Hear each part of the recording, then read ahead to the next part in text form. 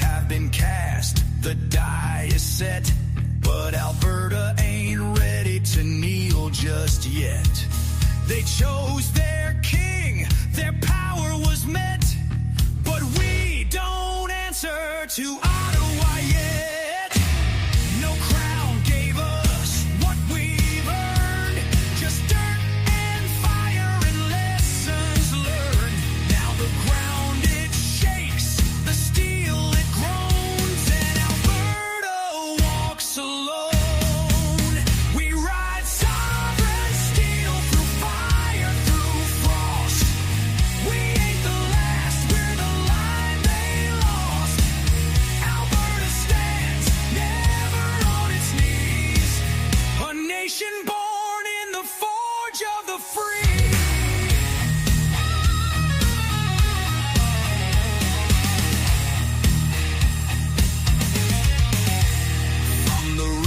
To the rails, the crops to the code. We lit their streets, we bore their load. They laughed at pride, they mocked the West, but freedom don't die, it just waits for the test.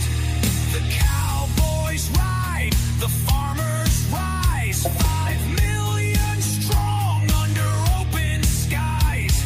No leash, no lie, no foreign throne. This land is steel and it stands alone. We ride sovereign steel through fire, through frost. We ain't the last, we're the line they lost. Alberta stands never on its knees, a nation born in the forge of the free.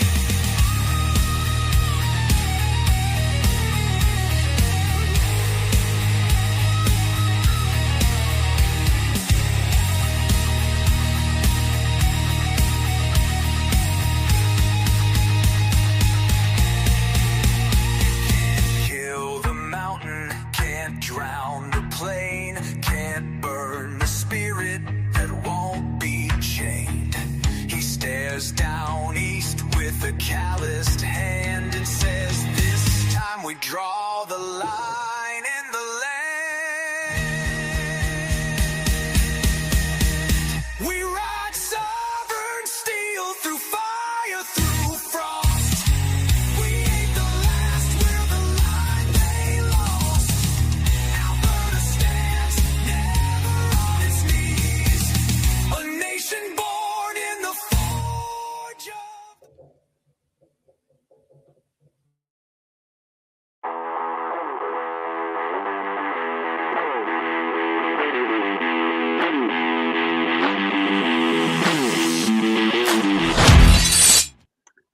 Welcome. It's 7-Eleven. It's Bruce Scholl, and I'm excited to be here with you. What an exciting time to be alive. Thank you so much for joining me. I am so excited to have you. Make sure to share this out. We've got to get more eyeballs. We've got to wake more Canadians to what is the truth, what is going on. And thank you again for joining me. This is just an extraordinary time, and I'm blessed that you are here with me. So I have an exciting guest. He's back here with me. I'm very, very honored to have, I think, another warrior in the fight for truth. And I'm going to bring him on here in a few minutes, but you'll be excited to hear him. Great story. We're going to get into shining the light on the Grifty chiefs. And we're especially understanding it. I know BC is fully into this quagmire of what's going on in that province in regard to the chiefs. But Alberta is facing our own battle, our own uphill battle against some of the Grifty chiefs, looking for their piece of the pie, and they want to keep that grift going. So we are facing off and hopefully we'll find some truth through this process. And I'm glad that you're here. All right. Before I get started, I always want to tell you that I'm so I love to support local business. I love to support businesses that are really helping people. One of them on the top left-hand corner, you'll see a QR code for Snoot Spray. Snoot Spray is one of my new sponsors, and I'm happy to have them because they have a great product that gets rid of bacteria, viruses. It's sort of like a high-tech neti pot. And I'm just going to show it to you here briefly, but 1 second. I'm going to bring this up. Anyway, you can use this code up on the top left-hand side to get you 30% off. There's a little bit of a cost at getting it through the U.S.-Canada border. You know how there's a little bit of tension now. But anyway, get this Snoot Spray. I swear by it. And it gets rid of bacteria, viruses, cleans out your mucous membranes. And one of the things that I found out recently it does is it relieves your body of heavy metals. And so get some Snoot Spray, 30% off by using that code on the top left-hand side. Another new sponsor that I'm working with, and I'm really excited to have this.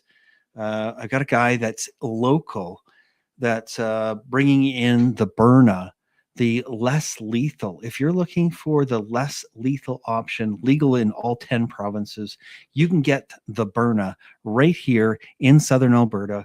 Give Roger a call, and I'll put the number up here as as we go on, but it's 403-466-2602. Get the less lethal Byrna right here, Southern Alberta. Give Roger a call, 466-2602. Thanks very much. And I'm really excited about having this as an opportunity to protect myself and my family. All right, we're going to get into unscrewing some news. Thanks very much for being here. I'm going to go back to what I wanted to show here shortly. I'm going to take this off the screen. Stick with me here as I work it through. But I want to welcome Jim McMurtry. He is the teacher from Abbotsford who was let go because he questioned the 215 bodies in Kamloops. But he has been a warrior for the last 5 years, working to clear his name, working to expose the truth and expose the lies that are coming out from there. I want to welcome him to Unscrew the News. Thank you so much for joining me, Jim. It's a pleasure to have you, sir. Great to be here, Bruce. Awesome. I asked you to come on today. I've had you on a couple of times, but I've seen, you've really sharpened the sword, sharpened the spear, and you've been shining the light on some of the gaps in some of these First Nations bands by highlighting some of the extreme compensations that some of these chiefs have been accepting. That was one of the main reasons that I wanted to have you on. Do you want to say anything about that before we get into some of the details? Well, what I have discovered is that the entirety of the narrative about Indigenous people in Canada is false. One part of that is that there were children that were tortured and murdered at residential schools. There's many parts. There is a belief right across Canada that Indigenous people are deserving, underserved minority that's poor. And if you look at the salary of a lot of the chiefs, it's just incredible, many millions of dollars. So as somebody who's worked hard and never made a lot of money, I just don't understand why this is allowed to happen. Mm-hmm. I don't think it would be right if all that money or much of that money flowed right through to all the band members, which isn't happening. I still think it's wrong to treat one group of Canadians differently from all others based on ancestry. So I think it's very important that people understand right now, without any accountability for all the money that flows to Indigenous communities every year, it's not only a big drain, but it's incredibly worrisome. There's, honestly speaking, it's about 3 times as much every year is spent on one small race in Canada than on national defense. So if people aren't concerned by that, then I don't think they're really serious. Well, that's one of the reasons I like having you on, is that you've had a bit of extra time, but you have been shining a light on some of these inequities, and not just in the band members versus the chiefs. That I don't know how they got into that position, and maybe we can get into that. But as far as I know, these aren't elected representatives of the bands sometimes, and but you've also been pointing out to the history, and that's one of the great things about you, is that you have this vast knowledge, and you love to investigate and do some research, and you're bringing it forward.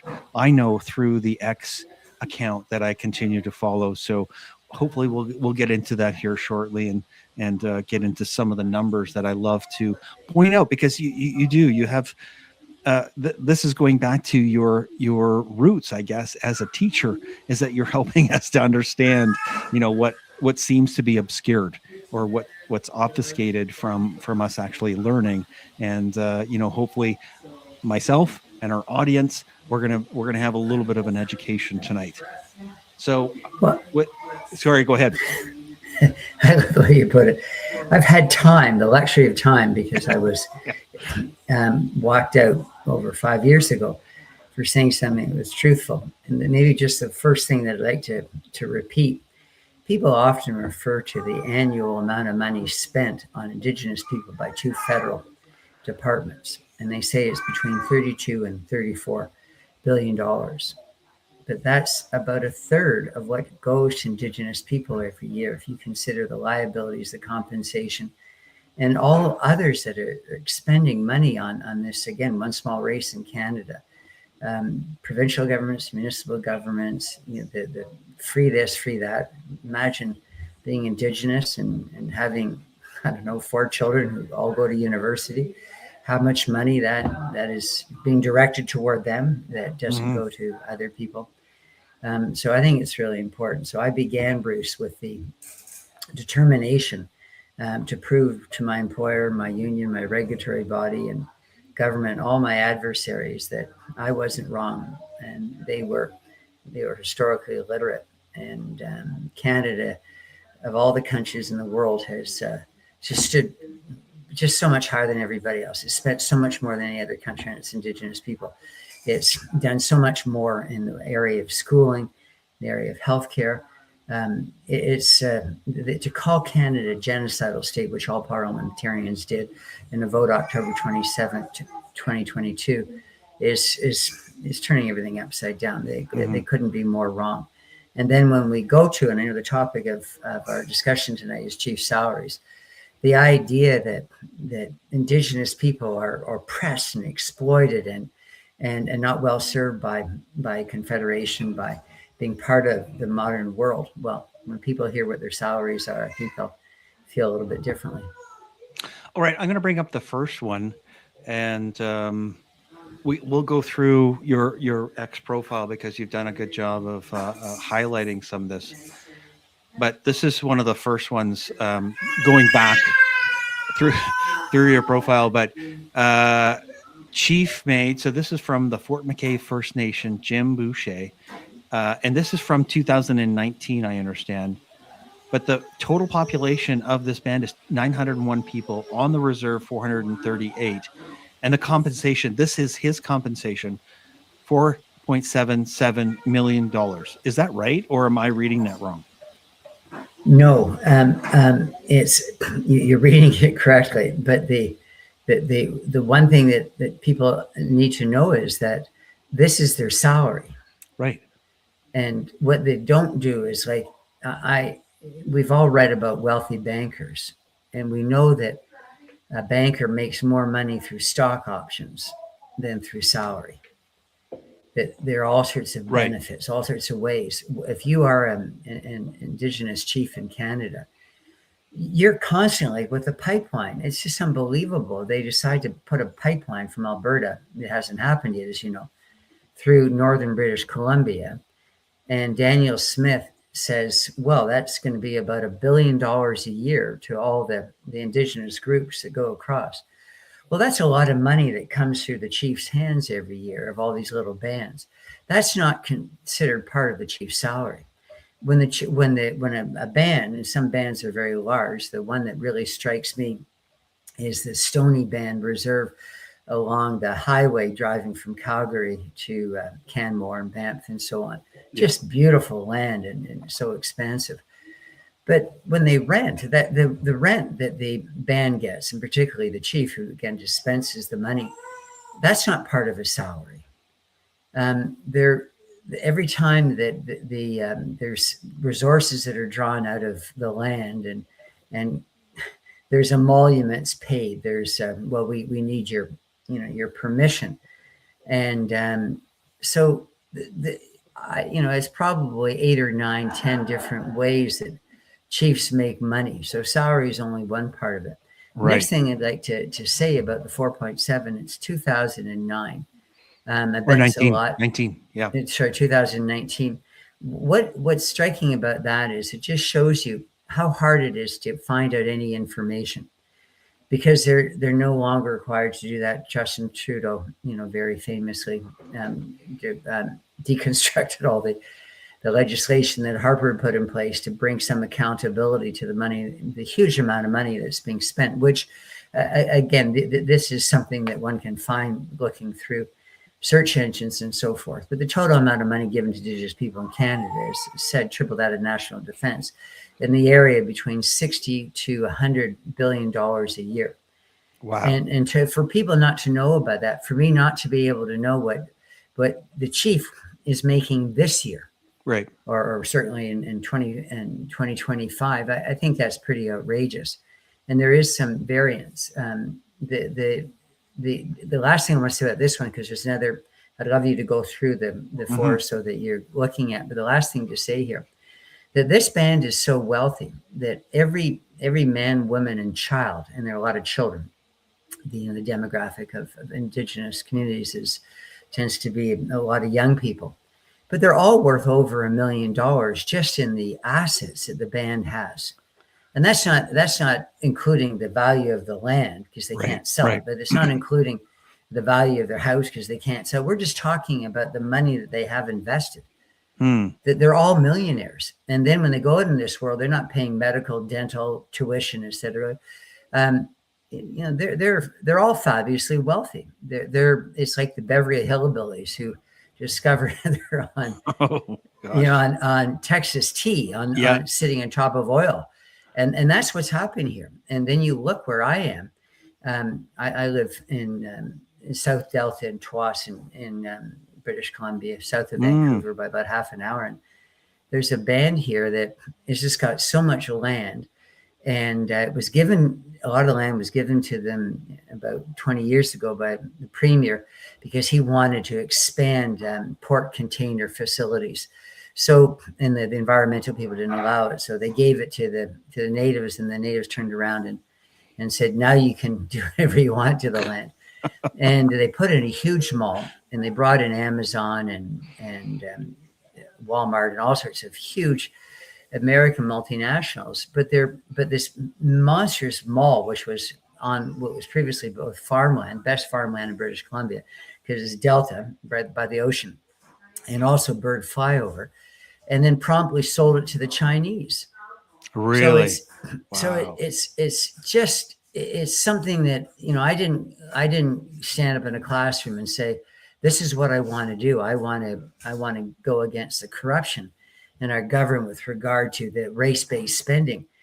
But it ties into my case. I think people need to recognize that that all Canadians are being lied to. And I lost my job, as said, because I said that there weren't any murdered or missing or on children unmarked burials. And then it just sort of opened up this Pandora's box, and there's just so much that's come out that's quite striking. So I don't know if you direct me to the next chief that you wanted to talk about.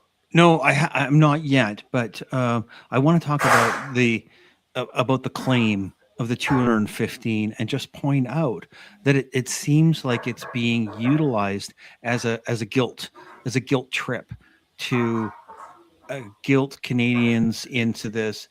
And also when they spread it out through the media, I know I've talked to people from outside of Canada, and they're very concerned about our Indigenous people because of the 215. Because everybody's heard the story of how genocidal Canada has been to our Indigenous people, and it's just absurd that this is what the media has portrayed, that we're all genocidal maniacs, running around Canada, Well, eliminating Indigenous people. What I really want to do at one point is, before you give me the hook, is to talk about the one of the main chiefs in British Columbia. His name's Stewart, Phillip. So if we get a chance to do that, because he's been in power for 28 years as the chief lobbyist for the Indigenous communities in my province, and there's a few things that people will be shocked by. That this Chief Ron Giesbrecht is quite an interesting case as well, how fabulously wealthy he is. But what you did is you very kindly came back to the 215. Yeah, I refer to it as the original sin. So the original sin in a biblical sense is, that women were the ones that made the first error in human history in Eve biting into the apple. And I think my own view is that's all apocryphal. But anyhow, that's the mythology. That's the story that's helped forge our society. And I think people today justify treating women differently on that basis, that there's something less trustworthy, or women are more temptress like than males, which is why they have to cover and so forth in many cultures. So it's very dangerous to do this. There is no original sin. The residential schools, for example, saved so many lives. By the 50s and the 60s and into the 70s, when they were not used anymore as classrooms or schools, they were used as refuges. They were used as child services for orphans, for children who weren't getting the necessities of life, for kids who were being sexually and physically abused in their home community or in their household. So it's the complete opposite. War is peace. Ignorance is strength, freedom is slavery, is that Orwell talked about in his book, 1984. So you're absolutely right. And this is Frances Whittleson's thing, that, the incredibly heroic professor in Calgary who has come into the issue of the 215, because she says that's really where we have to, once we make it clear to Canadians how much of a lie that is, right, then they will, this woke house of cards will all come down, and they'll see all these other stories are not true. There were no kids put on hooks or put into incinerators or hanged or purposely drowned or impregnated, and there's just no evidence of these horror stories. And I think it's just wonderful that you care about having me on your show, because I still think a lot of Canadians aren't aware of that. Well, I mean, the veil has been put there, obviously, to try to obfuscate the truth, and anybody speaking the truth is shut down or made to belittled, or called a right-wing extremist. Whatever the case is, they're trying to eliminate your voice and try to keep you censored from speaking the truth. Anyway, I wanted to bring up a point here. That's not the one that I had looked for. Was when Chief Casimir is asked about digging for the 215 child remains, she confirms we were found in May 2021. In 2022, everything is moving forward. In 2026, as we move forward. Oh, I think that there was another quote that I thought was good. I mean, it was there it is 2021, 215 graves were found, and in 2026, possible discovery of 215 graves. So obviously changing the wording so that they can continue the grift, but to not admit that it was a complete lie, right? That's it. That's an essential point, because that's what's happened to my case.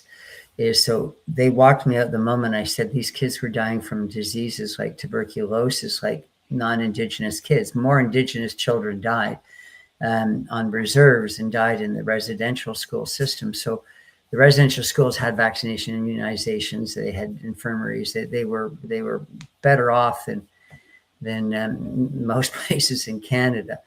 But what you're doing is you're talking about things that are so central to my case here is getting at the idea, getting at the truth, and as that picture certainly shows it, that they fired a guy. Look at me. I'm the son of the Chief Justice of Ontario, who helped bring the Constitution from Britain to Canada. Had a great career.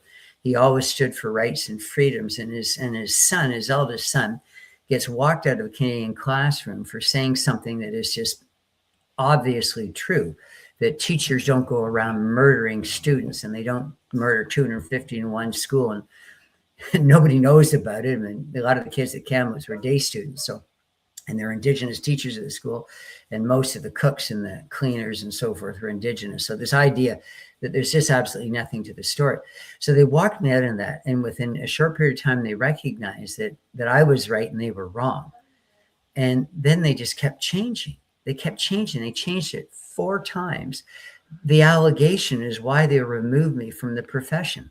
And the latest reification, the latest personification of this is that I was a guy who, when I was talking about history in the classroom that day, that my tone was inflammatory and inappropriate and offensive. Of course. Yeah. So, and I go, well, but that was never an allegation before. This comes up years later. And I'm going, well, no kid ever said that my tone was wrong.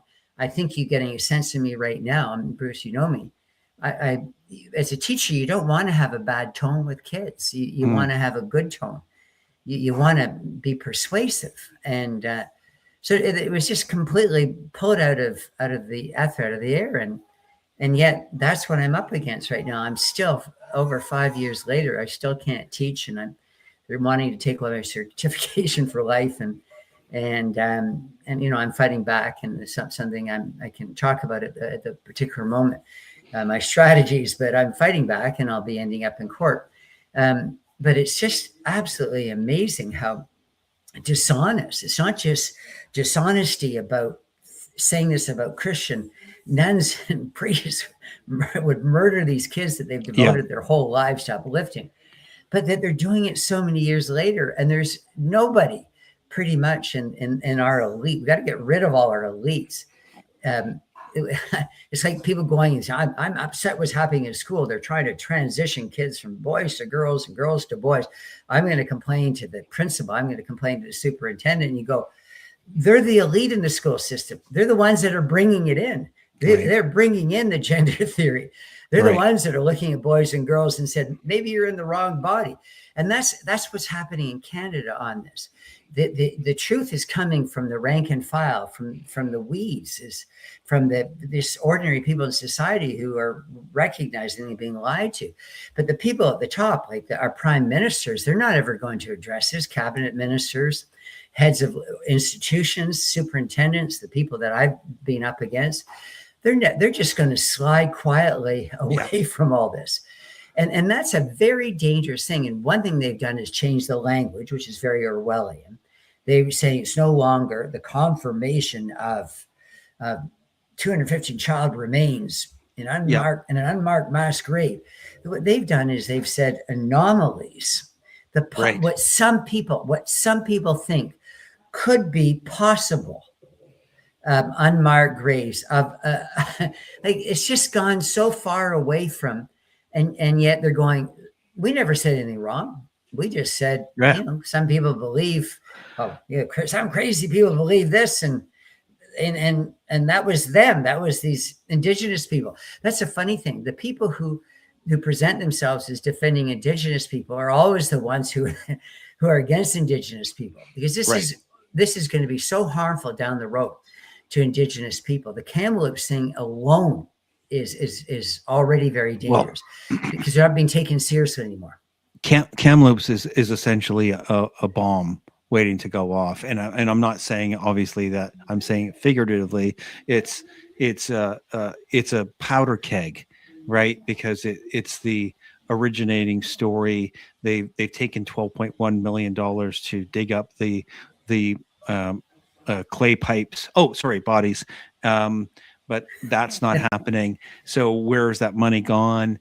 It's going to continue until people get really, really upset with it. I want to go back. Can I just Go on that note, Yep. You said 12.1, but this small band in Kamloops also got 12.4 million to build a healing center because of the people's trauma over missing children that they know were never missing. Wow. And so the Truth and Reconciliation Report, which was an attempt just to stay in Canada, it was a very, very much a political movement of an incredible dishonesty. But it's not all dishonest. And one of the things that they did find, that there were kids that died when they enrolled at the school. And in Kamloops, there were 51, they said, that died in the TRC report. So I went in with a group of people and we looked at all the kids and we realized that it was 47 and not 51 because there were 4 duplications. Okay. And only 2 of the 47 died at the school. And very Adrian George, and he was playing a game with kids and of hanging. They used to play games like that back in the day, and the teacher didn't know about it. And the poor kid was left hanging by his classmates or his friends. And then there was a girl named Pearl Joe who died in the river swimming. So it wasn't structured activity. It happened. It was horrible. And there were inquests and there was nobody that was made responsible. So in other words, there were only 2 kids that ever died at the school. The others died from disease. They would die in a hospital and buried in their home reserve. So the people, they know that on the Kamloops Reserve, they know all these stories. They know 2 kids only ever died. Right. They know they're just as responsible. These are their kids. Many of them were, as I said, were day students. When the kids are, someone goes for a swim in the river who is not supposed to, there's no one person to blame for that. It's tragedy. And what the school did is it built that magnificent swimming pool. So there no other kid would I smile on my face only because it's people always pointing to this Olympic-sized swimming pool that they had, which most schools back in time didn't have. But what a horrible situation of, I think she was 9, this Pearl drowning in a river. So they put the swimming pool in there. Thank you for getting that up so this wouldn't happen again. Right. But so what happens is if you push the lie, as all these woke liberals did about, oh no, they're absolutely right, 215 dead and missing and disappeared kids, people are going to mock for the rest of time that Indigenous band. It's going to become synonymous. You say, oh, you're going to do a Kamloops on me. It's just going to be part of our vernacular. It's just to make up, the tallest tale imaginable. And that's not helping Indigenous people. Well, okay, I'm going to interrupt because I want to go back and talk, because you're the villain, Jim. You are the villain. And I'm saying that to make it a point, is that's what they need you to make you, right? They need to make you the villain. So in this 5 years, they continue to change the words. The Orwellian words are going to, we have to push back by saying the truth is this. But they're going to continue to try to find some way, because obviously the lie is getting, exposed. Many of us are doing the same thing. We're trying to expose the lie, but they're going to continue to try and be slippery around it so that you continue to be, bullseye number 1, villain number 1 on the scale of, okay, you're the guy that they have to make sure that he has a terrible voice. And if you remember Jim McMurtry, he was so bombastic in the school, and he was he scared the kids. Of course they're going to say that because that's what they need you to be. They can't have you be the Jim McMurtry that we all know, that my viewers know, the mild-mannered politician, teacher, that everybody loves. That's what they don't want. And so they're going to continue to make this into, they're going to continue to build you into Darth Vader. And so that's what their hope is, that, the lie really won't come out until they're able to really highlight you as the villain. So we're going to have to continue to push back. That's all I'm saying. Well, I appreciate what you're saying there. My regulatory body, called the BC Teacher Regulation Branch, the equivalency in Ontario, for example, the Ontario College of Teachers. When I was walked out, within a couple of weeks, they got involved, which is very unusual. Usually a regulatory body waits until the teacher is dealt with. And they wrote me a draft document for me to sign, where I admitted to what I had said, what I had done, which was to say that the kids weren't murdered, and agree to have my teaching certificate removed for the rest of my life. At a time where my wife could no longer work because of cancer, they were going to take away my ability to ever, make an income again, as they've done. But the regulatory body did that without even looking into the case, without even hearing from me. Sure. They were just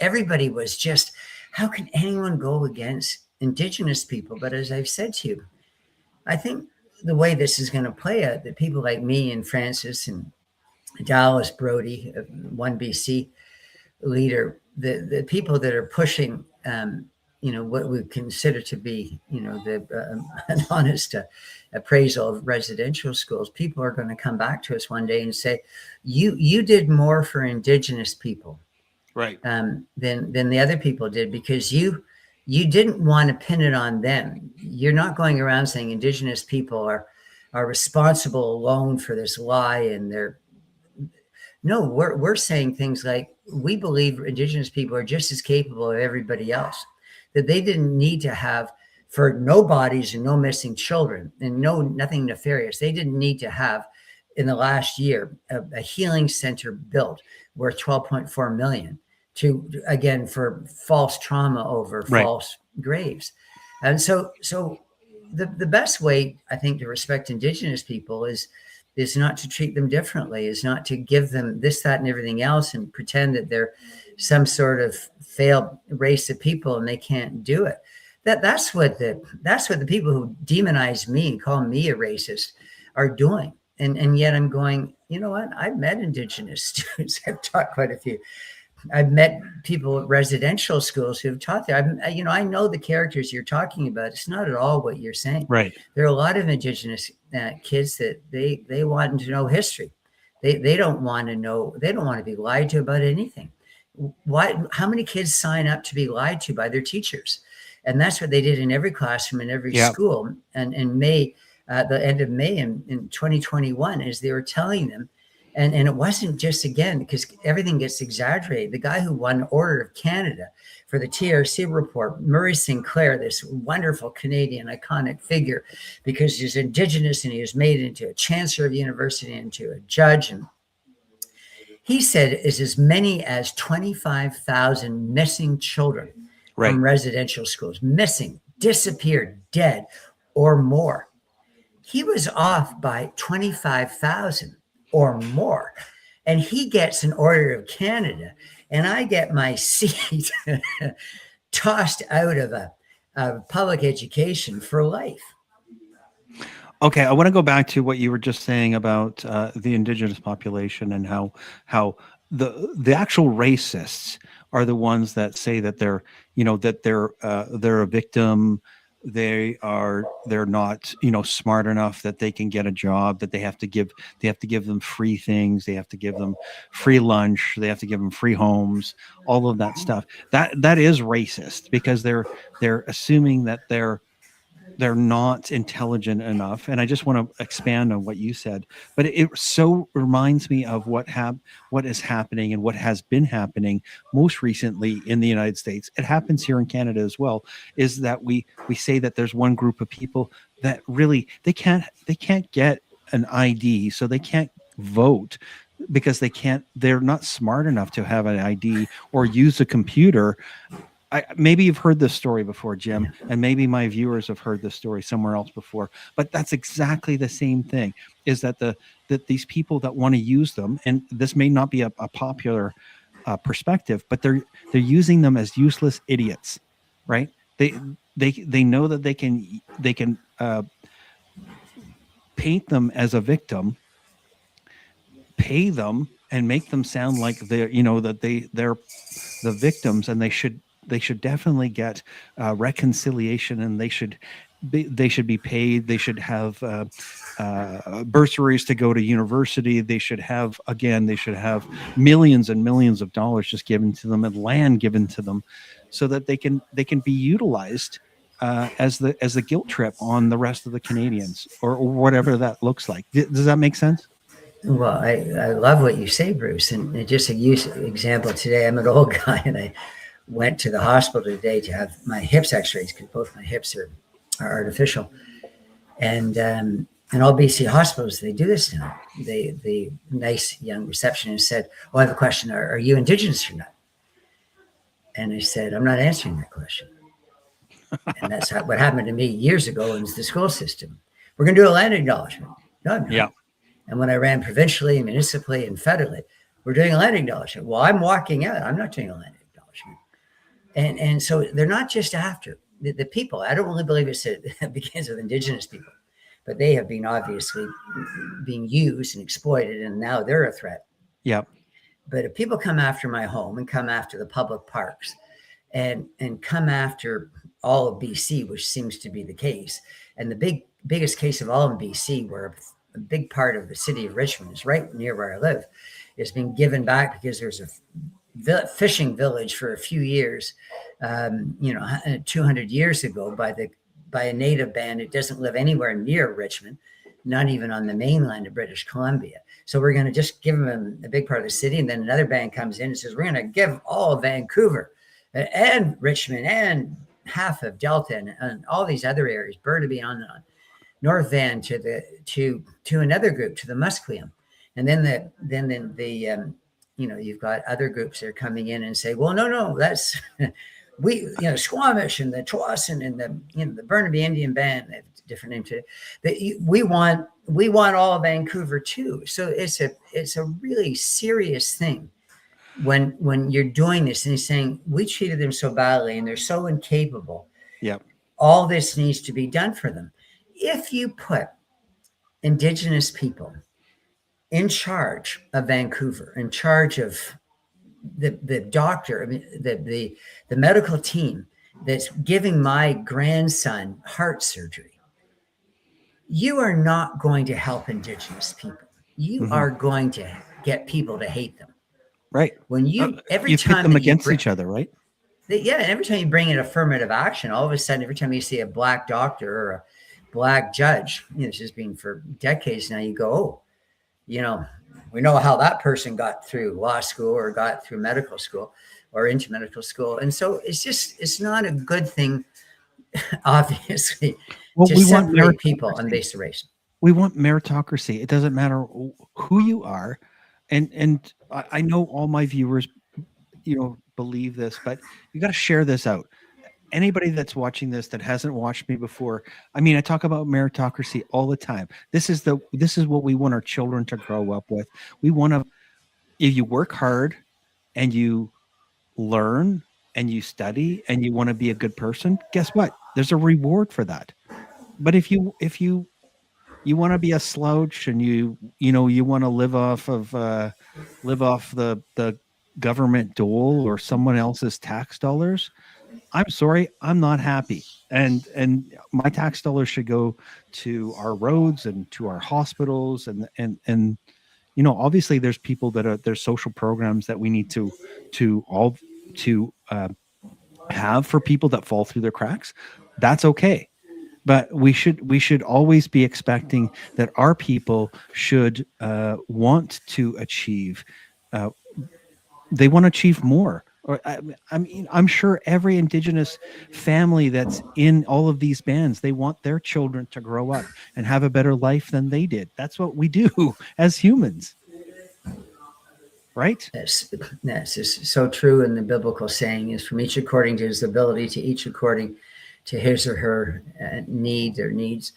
It's just so outrageous because we shouldn't, even in Canada is just could be so much better. I understand why people in Alberta, like yourself, are wondering if Alberta is going to be stronger on its own. But why the hell are we, pardon my language there, why to goodness are we talking about groups all the time? That's all we've done my whole life in Canada. We've got East and West, and we've got, French and English, and we've got, rural and urban, and boys and girls and schools. We're just constantly pitting groups against each other. And the latest manifestation of this is Indigenous and non-Indigenous. Look at individuals.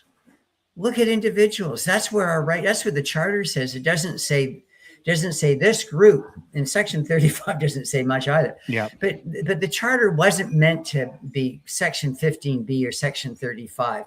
It wasn't to be about its exceptions. It was about to be what it was saying, that individuals have fundamental rights and freedoms. And Canada is a wealthy enough country that can take care of people who need.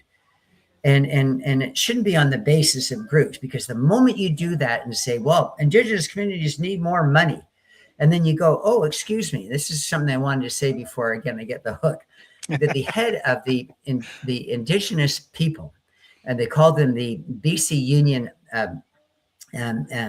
Union of Indian Chiefs. In British, I might have said that wrong. I think that's what it is. No, I think it's Union of Indian Chiefs, BC. But whichever way it is. But the head of it is a guy named Stewart, Phillip. And you go back to 2014, and his salary, just his salary, not his investments, not the money he makes from renting out part of his, his band's land, not all the other things, not the money he gets for his consent for this or that, not the money he gets for being this tribal chief and sitting on this tribal organization or this tribal organization, or sitting on this union that I was talking of BC Indian Chiefs. And so his income in 2014 was probably $3 or $4 or $5 million. And then, as you know, he didn't pay taxes on any of it. So that's the equivalent of somebody else making 10 million. That was 12 years ago. And nobody has a clue what he's making now. His wife is an NDP member of the Provincial Legislative Assembly in British Columbia, Joan Phillip. That family is the wealthiest family, and they sit at the table with David Eby, our premier, and they decide what's going to be done for Indigenous people, how much money, all this kind of stuff. They're not elected people. But she's elected, but her husband is the biggest player. He's the Don, the mafia kingpin in British Columbia. He's been in power for longer than Putin and in Russia. And this guy makes so much money, and he's saying terrible things about people who look like me, about non-Indigenous people generally, but particularly about people who look like me, and how racist and terrible and how rotten my ancestors are. And you go, my gosh, nobody has any idea how wealthy many of these people are. So what Canadians have to do is, you're talking about, when you said about useful idiots, all of Canada, it's not just Indigenous people. Yeah. All Canadians are being played. We're gonna lose our land one day. We're gonna lose our parks. There's several parks in BC where if you arrive and you're not Indigenous, then you get turned away. Oh, it's just this one race for these 2 weeks, and the next park you go to, oh, it's for those 2 weeks. The following 2 weeks is here, and it's just so absolutely absurd. But Canadians have this tendency just to go along, to get along, and be polite. That's not how I'm going to live my life. And I keep on meeting people who are just like me. But the problem is, we're not in power. And I'm hoping that one day we're just going to break through. We're just going to say, we're going to stand up when there's a land acknowledgement. We're going to, more people like me, are going to go to the hospital and say, don't you talk. I want to talk to your manager. I want to know why you're asking me what my race is before you're giving me health care. I think if that's outrageous, and if I were Indigenous, I'd be just as mad. Yeah. The idea that I was better than somebody else because of my in many cases, partial ancestry, because most Indigenous people are only part Indigenous. And Right. some, you mentioned before the show started, there's a guy named Chief White Thunder in the prairies who's the chief of his band, and he doesn't have a speck of Indian ancestry, of Native ancestry. So the whole thing is just so muddied and dark and nefarious and underworld-like. And Canadians have to wake up to it. You're being lied to. Well, going back to what you said in regard to pitting each group against each other, and really, I might go a little bit off tangent here, but it feels very Marxist, right? So we give victimhood to this person, victimhood to this group, the trannies, then we have Black people over here, we have the Indigenous group, and we have the gay people over here, and they all have their level of victimhood, and eventually they're all going to be fighting each other because, just like the Indian bands were. Now, I want Vancouver. Oh, what I want Vancouver. So they're going to be fighting for the rights to all of this, to their level of victimhood, which is propelling them to a higher level of I don't know, but they're trying to obviously gain levels above other people, of other victims in this hierarchy of victimhood. I don't know how to explain it well enough. Yeah, just on that note. Yeah. In that note, I lost my 19-year-old nephew to fentanyl. I'm giving you a bit of a hint. What's the number one killer of Indigenous people in Canada today? Well, it could be drugs. Yeah, it's fentanyl. Yeah.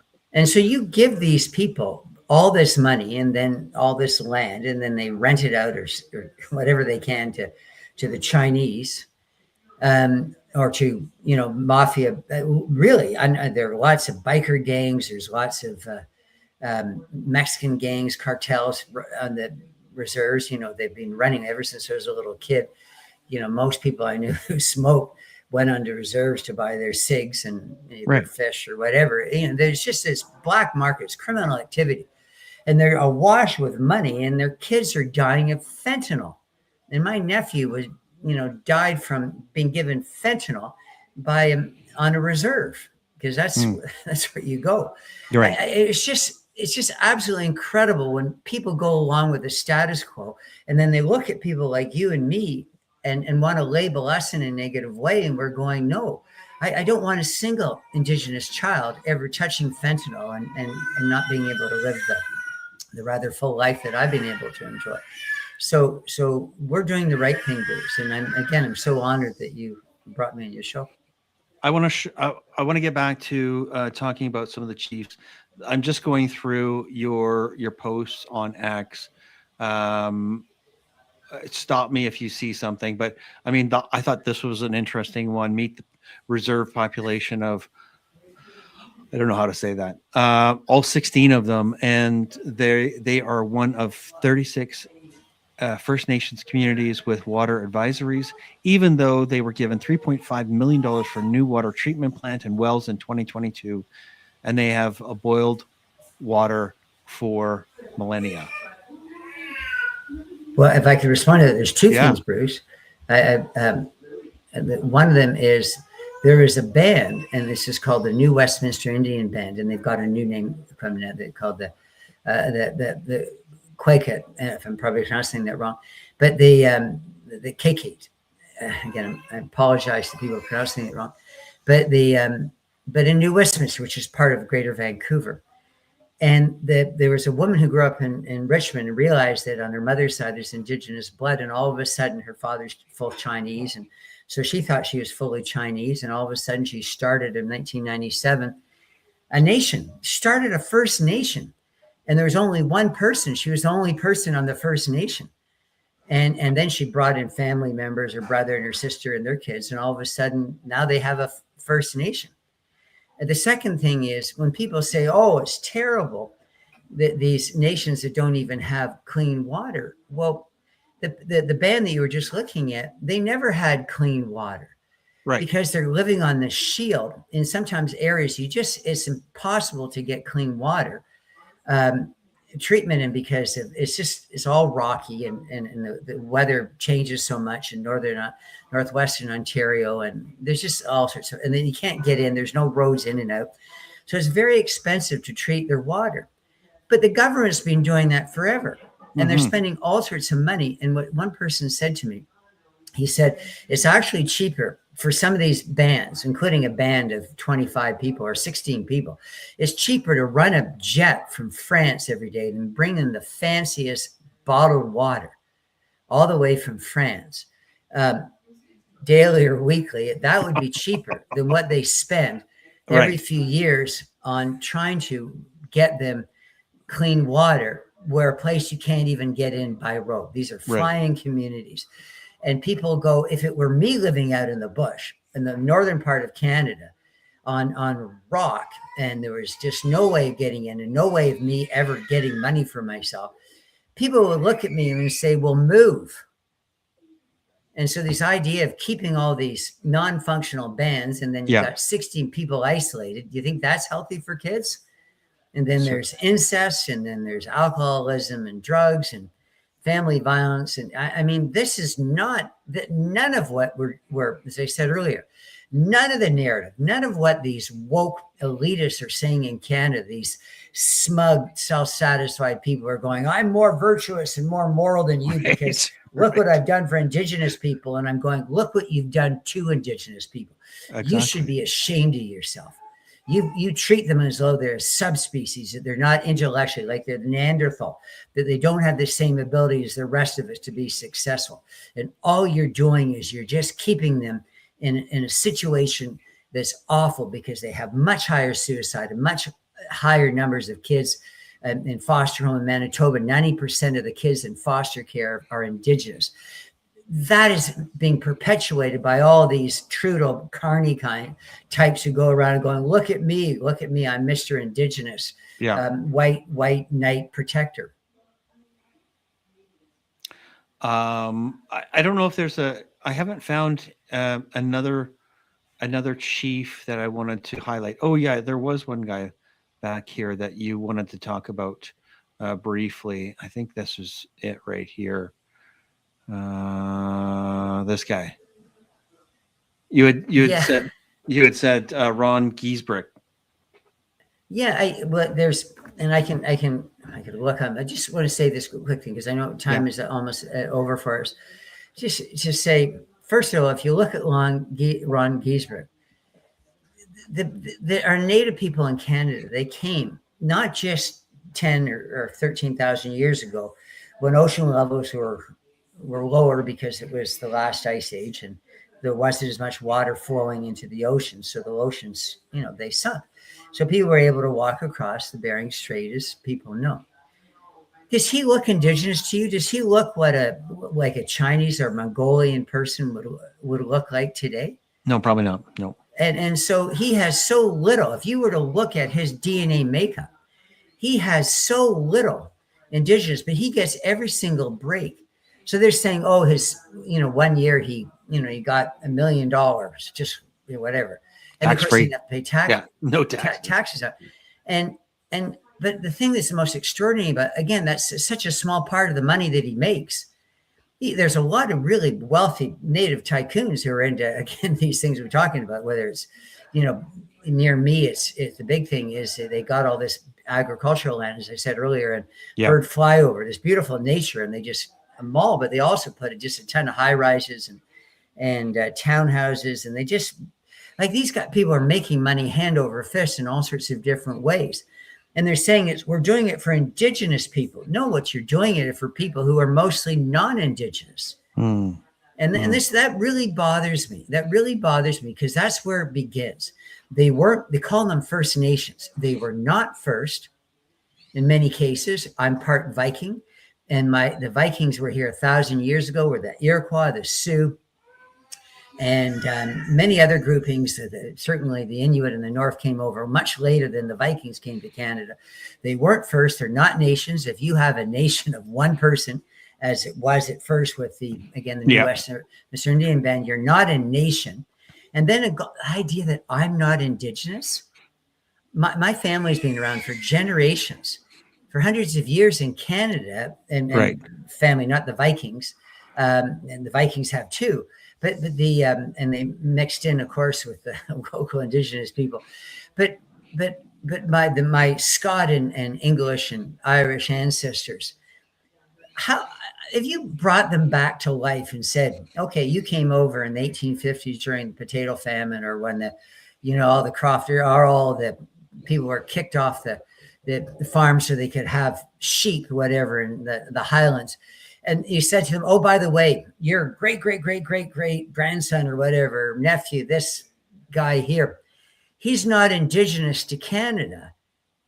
They will go, well, who the hell would be more Indigenous than my great, great, great, great, because we've been living here for hundreds of years. And we did all these things. We did all these things. I had a great, great, great, great grandfather who was a friend of Edgerton Ryerson and was involved in bringing free public schools to Canada, starting in Upper Canada, which became Canada West at the time, and then now Ontario. Like this idea that, well, then where am I Indigenous to? Right. If you're saying I'm not Indigenous, where am I Indigenous? And then the UN folks and all those people, they put all these maps and say, everywhere in the world there's Indigenous people except for Europe, particularly Western Europe. Right. So you're looking at me. I'm a human being. I exist. I'm not like a grave in Kamloops. I exist. I'm real. Yeah. I'm Indigenous to Canada. And so what we're doing is this language. None of it makes sense.